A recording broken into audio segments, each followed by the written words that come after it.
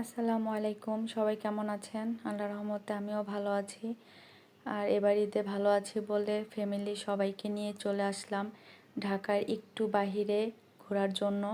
নারায়ণগঞ্জের পরেই যে সুবর্ণগ্রাম রিসোর্ট, এখানে তো আসলে আমাদের গত ঈদে আসার কথা ছিল। আমি হঠাৎ অসুস্থ হওয়ার কারণে আর আসা হয়নি। তো আমার মেয়েটার খুব মন খারাপ যে আসবে আসবে বলে সে আসতে পারিনি। যাই হোক, এবার যেহেতু আল্লাহর রহমতে আমরা সবাই মোটামুটি সুস্থ আছি, তো সেজন্য ভাবলাম যে যাই। আসলে ঢাকার থেকে একটু দূরে কোথাও তো এভাবে ঘোরা হয় না। তো এর কারণে ফ্যামিলি সবাইকে নিয়ে চলে আসলাম সুবর্ণগ্রাম যে রিসোর্টটা, এখানে ঘোরার উদ্দেশ্যে। যেহেতু শুনেছিলাম রিসোর্টটা অনেক সুন্দর, পরিবেশটা অনেক ভালো, তো ভাবলাম যে যাই হোক একটু ঘুরে আসি। তো সকাল সকাল বের হওয়ার কথা ছিল, তো দেখা যায় আমি অলওয়েজ লেট। কোথাও আসলে সকাল বলা হয় ঠিকই, কিন্তু কখনো ওইভাবে বের হওয়া হয় না। বের হতে হতে আমাদের দেরি হয়ে যায়। যেখানে আমাদের 8টা 9টায় বের হওয়ার কথা ছিল, সেখানে আমাদের বের হতে হতে প্রায় 11:30টার মতো বেজে গেল। তো যাই হোক, ওইখান থেকে আমরা একটা গাড়ি ভাড়া করেছিলাম, করে চলে আসলাম সুবর্ণগ্রাম। তো যেহেতু রাস্তা খালি ছিল, আসতে তেমন একটা সময় লাগেনি, প্রায় 1 ঘন্টার মতো আমাদের সময় লেগেছিল। তো আসার পরে এখানে আমার ছোট ভাই টিকিট কাউন্টার থেকে টিকিট নিয়ে নিল। এখানে বড়দের টিকিট হচ্ছে 300 করে, আর ছোটদের টিকিট হচ্ছে 200 করে। 3 বছরের নিচে যারা, তাদের কোনো টিকিট লাগবে না। তো আমার ছোটো মেয়ের কোনো টিকিট লাগেনি। তো আমরা টিকিট কেটে ভিতরে ঢুকলাম। ভিতরে ঢুকতেই দেখলাম যে সিঁড়ি বেয়ে একটু উঁচুতে উঠতে হবে, তারপরে আবার সিঁড়ি বেয়ে নিচে নামার পরেই ঢোকার পরেই দেখি এখানে ছোটদের যে স্লিপারের রাইডটা, সেই রাইডটা, আর ওইটা দেখি তো আমার দুনো মেয়ে এক দৌড়ে সেখানে। তো সকালের দিকে একটু বৃষ্টি ছিল, বৃষ্টি হওয়ার কারণে স্লিপারগুলো ভিজা ছিল, তো তাদেরকে আর উঠতে দেওয়া হয়নি। তো জায়গায় জায়গায় আবার দেখলাম সুন্দর সুন্দর নানান ধরনের পশু সাজিয়ে রেখেছে। তো ঢুকতেই ফার্স্টেই চোখে নজরে গেল দুইটা লম্বা লম্বা জিরাফ। তো একটু সামনের দিকে হাঁটতে দেখি যে এখানে আবার কয়েকটা সাইজের সুন্দর হাতি বসানো ছিল। আর সবচেয়ে বেশি নজর কেড়েছিল এই টয় ট্রেনগুলো। এত সুন্দর লাগতেছিল, কালারফুল। তো আমার মেয়ে দেখে বলতেছিল যে সে এগুলাতে উঠবে। তো আসলে এগুলাতে ওঠার উদ্দেশ্য হচ্ছে, রিসোর্টটা অনেক অনেক বড়, আপনারা কখনোই পায়ে হেঁটে দেখে শেষ করতে পারবেন না। আর পুরাটা রিসোর্ট পায়ে হেঁটে দেখাটা আসলে সম্ভবও না। তো যার কারণে তারা এই ব্যবস্থা করেছে যে এখানে টয় ট্রেন আছে, তারপরে বাগি এক ধরনের গাড়ি বা জিপ গাড়ির মতো আছে, যে যেটাতে চায় সে সেটাতে করে উঠতে পারবে। যেমন যেটা এগুলাকে বাগি বলে, কিংবা জিপ গাড়িও বলতে পারেন। তো এখানে কয়েক ধরনের গাড়ি ছিল।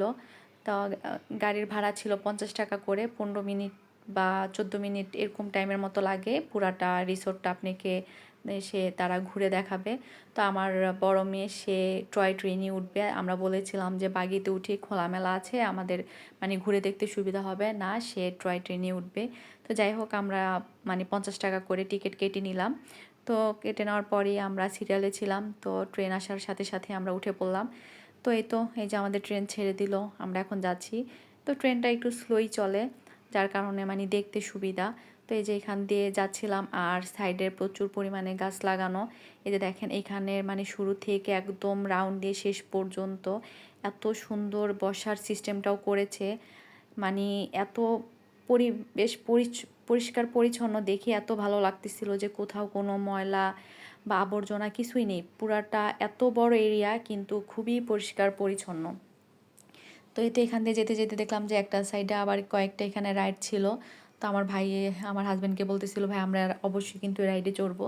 তো এই যে এখানে আবার পানির মধ্যে এগুলা ছোট ছোট কটেজের মতো করতেছে। এখনও এগুলো আসলে রেডি হয়নি, এখানে এখনও প্রচুর কাজ বাকি। কাজ তারা একটু একটু করে কাজ করতেছে। এই ছোট ছোট কটেজগুলো ভাড়া দেওয়া হবে। এখানে এমনিতেও থাকার হোটেল আছে, তো এখানে মানুষ রাত্রে থাকতে পারবে, থাকার সিস্টেম এখানে আছে। আর এখানেও পানির উপরে ছোট ছোট কটেজের মতো করতেছে থাকার জন্য। তো এখানে দেখি যদি কখনো আবার আসতে পারি, এখানে এসে এক রাত থাকার ইচ্ছে আছে আর কি। যদি আল্লাহ বাঁচিয়ে রাখে, ভালো থাকি, সুস্থ থাকতে পারি, অবশ্যই ভবিষ্যতে আবার আসার চেষ্টা করব। তো এই যে এই সাইডে দেখেন খুব সুন্দর করে আর্ট করে রাখায়, আবার এই পাশেও সুন্দর করে মানে তারা বাউন্ডারি মতো দিয়েছে, দিয়ে তার ভিতরে প্রচুর পরিমাণের গাছ। আমার কাছে এত ভালো লাগতেছিল এই সাইডের পরিবেশটা, এত সুন্দর সবুজ আর সবুজ, মানে সবুজের তো একটা সৌন্দর্য আছে, এটার এত সৌন্দর্য যা মানে চোখে না দেখলে বোঝার মতো না। আসলে আমি ভিডিওতে কতটা আপনাদেরকে বোঝাতে পারতেছি আমি জানি না, সামনাসামনি দেখলে আসলে অনেকটাই সুন্দর। তো আবার রাউন্ড দিয়ে ঘুরে আসতে এই সাইডটাতে আবার বাচ্চাদের কিছু রাইড ছিল, বড়দেরও রাইড ছিল। তো এখান দিয়ে আসলে আমরা ঘুরতেছিলাম। তো ঘুরে ঘুরে আপনি তো অবশ্যই কখনোই পায়ে হেঁটে শেষ করতে পারবেন না, আপনাদেরকে এভাবে ভাড়া নিয়ে ঘুরে দেখতে হবে।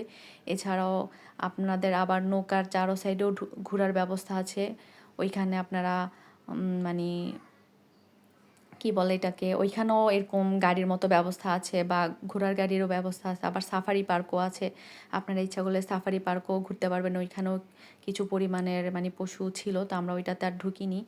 আমার আসলে ভিডিওটা কয়েকটা ভাগে আমি ভাবতেছি আপনাদের সাথে শেয়ার করব, যেহেতু অনেক লং টাইমের ভিডিও একদিনে দিলে আসলে এটা শেষ করা যাবে না, অনেক বড় হয়ে যাবে। যার কারণে আমি মানে 2-3 ভাগে আপনাদের সাথে শেয়ার করব। এখানে খাওয়ার হোটেল, এছাড়া ফাস্টফুড আইটেম এগুলোও ছিল।